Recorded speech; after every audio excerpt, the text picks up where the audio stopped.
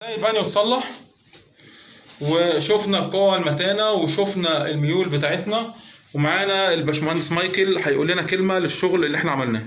الحاج حسين عمل شغل محترم قوي. قطع زي ما انت شفتوا في الفيديو، قطع ارضيه البانيو كانت فاضيه جدا من تحت، ملاها وصب والدنيا زي الفل، ووفر علينا مجهود التكسير والفك والنقل يعني، وشغل حلو قوي.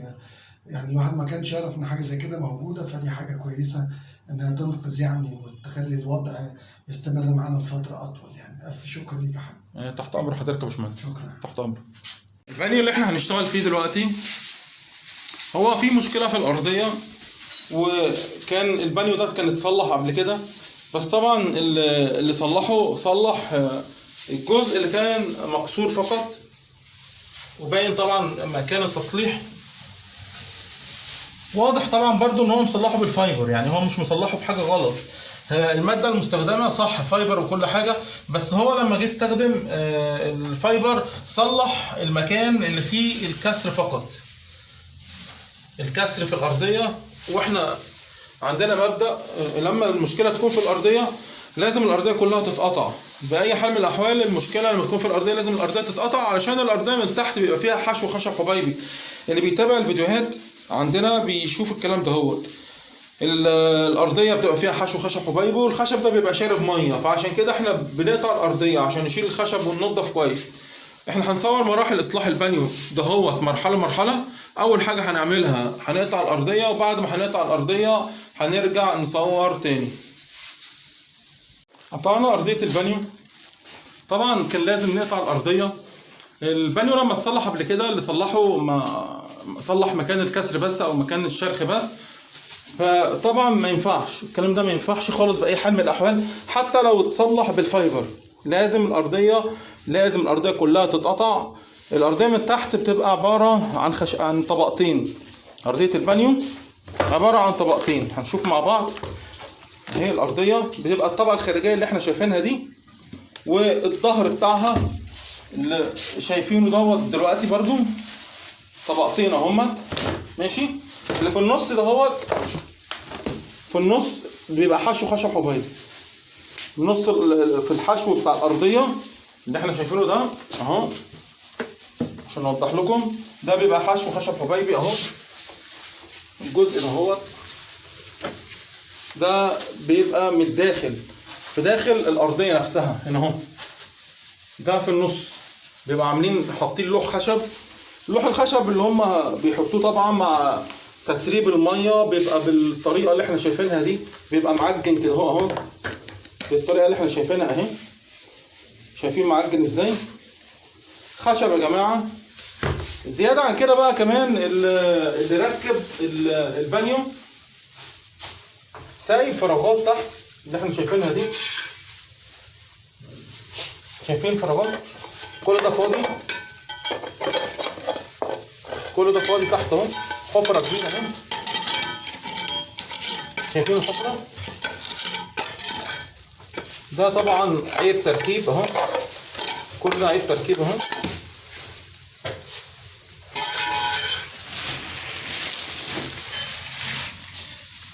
الماسوره بتاعت الصرف باينه، شايفين ماسوره الصرف؟ كل ده فاضي طبعا، ما ينفعش نسيبه فاضي. هنرمي الارضيه القديمه دهيت اللي احنا قطعناها، وهنملى الفراغات اللي تحت كلها، هنملاها، نعمل جلسه اسمنت. وبعد ما هنعمل جلسه اسمنت هنرجع نصور تاني عشان نشوف مع بعض مراحل اصلاح البانيو خطوه خطوه كده مع بعض. بعد ما قطعنا الارضيه شفنا طبعا الارضيه كانت عامله ازاي. الخشب كان مبلول تماما، الحشو اللي في النص كان مبلول، وحوالين فتحة الصرف التلت اللي حوالين فتحة الصرف ده كله كان عبارة عن حفرة حوالين فتحة الصرف. ملينا الفراغات دي كلها اسمنت، وعملنا الجلسة الاسمنت اللي احنا شايفينها دلوقتي، والاسمنت نشف، وكده احنا نقدر نكمل بقية شغل. هنعمل طبقة الفايبر، بعد ما هنعمل طبقة الفايبر هنرجع نصور تاني. بعد ما عملنا الجلسة الاسمنت وشفنا ازاي ان الجلسة الاسمنت نشفت، فصلنا طبقة الفايبر اللي احنا شايفينها دلوقتي دي طبقة فايبر جلاس، فصلناها على قد الارضية. وبكده احنا هنكمل بقية شغلنا. هنعمل اول طبقة اكليريك. الارضية هنعملها عبارة عن طبقتين، هنعمل طبقتين اكليريك هنعمل اول طبقه. بعد ما هنعمل اول طبقه هنرجع تاني نصور ونشوف الشغل اللي احنا عملناه. عملنا اول طبقه اكليريك اللي احنا شايفينها ديت اول طبقه. طبعا هي طبقه واحده بس طبقه قويه جدا ومتينه جدا لان احنا صبيناها في مكانها، وفي نفس الوقت احنا عاملين سمك الطبقه دي كبير. وهنشوف مع بعض مدى قوه وصلابه الارضيه. سامعين الصوت اللي احنا بنخبط بيه اهو، الرنه اللي طالعه دي.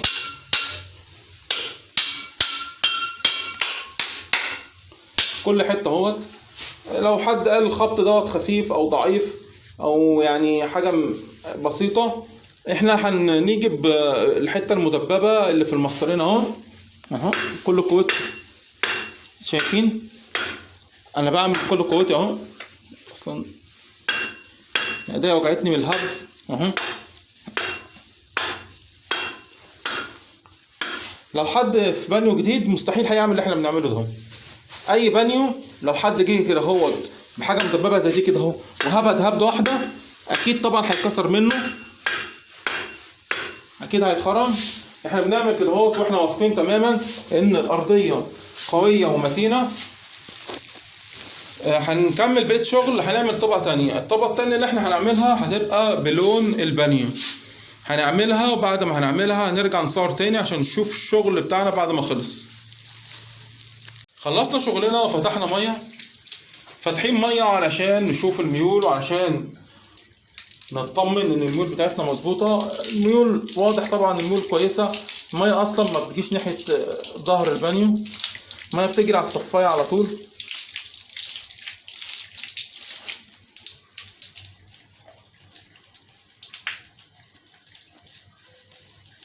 الميه بتاعتنا بتجري على فتحه الصرف على طول.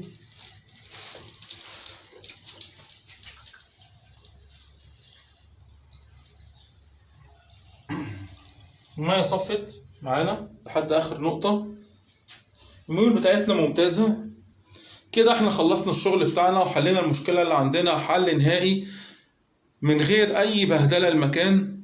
عالجنا المشكله بتاعتنا علاج دائم في اقل وقت ممكن، من غير ما نغير البانيو، من غير ما نكسر سيراميك، ومن غير ما يعني يكون في اي مشكله عندنا في الحمام.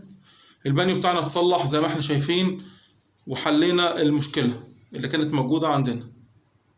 البانيو اتصلح وشفنا القوة المتانة وشفنا الميول بتاعتنا، ومعانا الباشمهندس مايكل هيقول لنا كلمة للشغل اللي احنا عملناه.